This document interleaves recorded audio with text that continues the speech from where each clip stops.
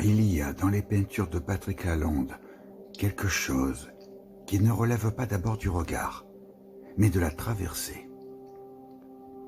On n'entre pas dans ces paysages comme on pénètre un lieu. On y consent, comme à une mémoire ancienne qui nous précède et nous déborde. La matière elle-même, cette chair du pigment, épaisse, râpeuse, presque blessée, semble avoir été déposée non pour représenter le monde, mais pour en retenir l'empreinte après qu'il s'est retiré. Tout commence dans une brûlure. Non pas la lumière franche, découpée, mais une lumière qui s'éprouve comme une cendre encore tiède, une braise étendue sur la surface du visible. Les ocres, les terres, les rouges sourds ne disent pas la couleur. Ils disent l'après. Après la pluie, après le feu, après la disparition. Comme si chaque toile portait en elle la trace d'un événement déjà passé, irréversible, dont il ne resterait que cette lente exhalaison du monde. Et pourtant rien n'est mort. Car dans ces étendues presque désertées, quelque chose insiste. Une ligne d'horizon à peine tenue, une eau qui affleure sans jamais se donner tout à fait, une végétation réduite à son geste essentiel. Touffes sombres, silhouettes d'arbres, griffures du vivant sur la surface minérale du temps. Lalonde ne peint pas la nature, il peint ce qui en elle refuse de disparaître. Il y a là une spiritualité essentielle. Une spiritualité de la terre basse, du souffle horizontal, du monde vu depuis le seuil, où l'être se défait de toute illusion de domination.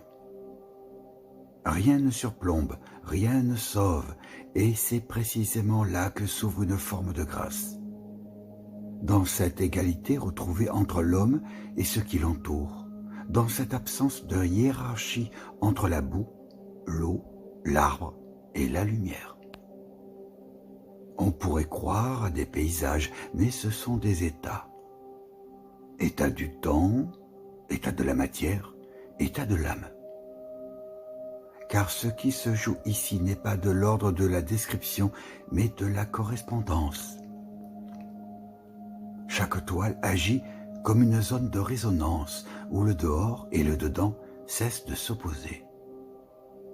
Ce que je vois, cette rive, cette nappe d'eau trouble, cette colline indistincte, devient peu à peu ce que je suis, ou peut-être ce que je porte sans le savoir.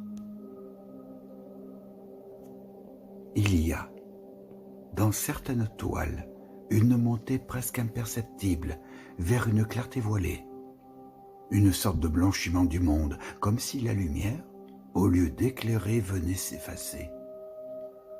Et dans cet effacement, quelque chose apparaît, non pas une forme, mais une présence. Une présence sans contour. C'est là que Lalonde touche à l'essentiel. Il ne cherche pas à fixer le réel, il le laisse advenir dans sa fragilité même, dans son instabilité constitutive.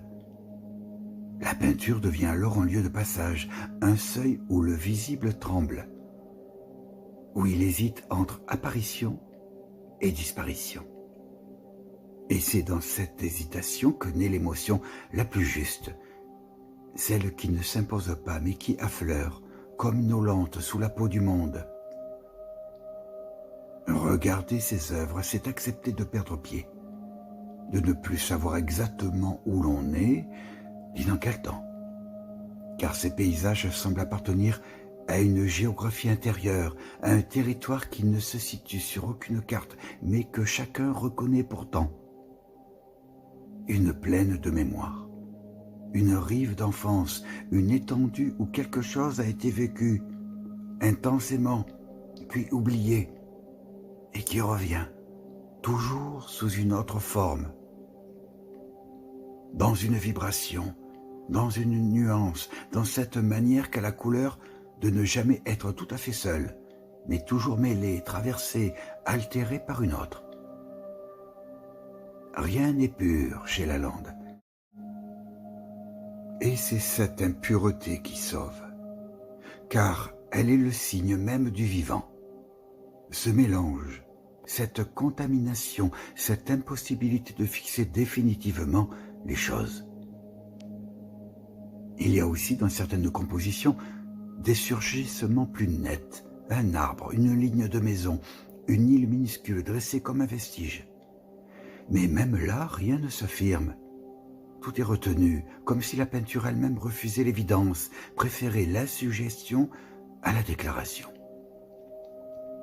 Ce refus est une éthique, une manière de dire que le monde ne se donne pas à voir, qu'il se laisse seulement approcher, effleurer, traverser. Que toute représentation est déjà une perte, et que la seule fidélité possible consiste à maintenir ouverte cette perte, à ne jamais la combler. Alors la toile devient prière, non pas une prière adressée, mais une prière tenue, une tension vers quelque chose qui ne se nomme pas, qui ne se représente pas, mais qui affleure dans la matière même, dans cette manière qu'a la peinture de respirer encore longtemps après qu'elle a été posée. Et je comprends devant ces œuvres que ce que Lalande cherche n'est pas le paysage, mais le lieu où le monde commence à se taire. Ce lieu fragile, presque imperceptible, où le visible renonce à s'imposer, où il consent enfin à n'être plus qu'une vibration, une offrande, une trace de passage dans l'infini du vivant.